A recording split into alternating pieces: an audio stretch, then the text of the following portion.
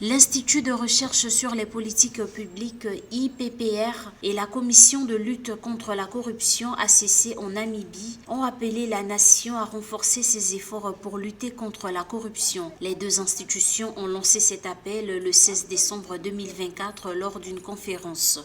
Selon le directeur exécutif de l'Institut de recherche sur les politiques publiques, certains Namibiens estiment que la corruption n'est pas un problème majeur dans le pays.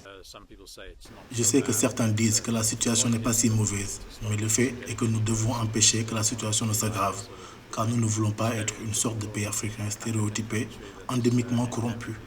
Nous pouvons empêcher la corruption dès maintenant en Namibie, et nous serons alors en meilleure position pour développer le pays à l'avenir.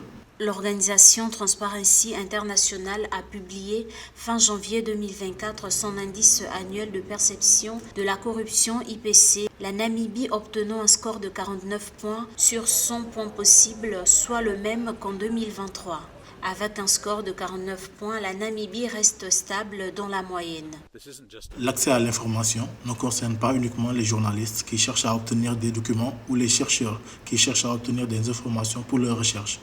La loi sur l'accès à l'information concerne le grand public, qui pourrait l'utiliser pour accéder à toutes sortes de documents liés à la gouvernance, par exemple locale et régionale. Les autorités locales sont davantage tenues de rendre des comptes sur ce qu'elles font.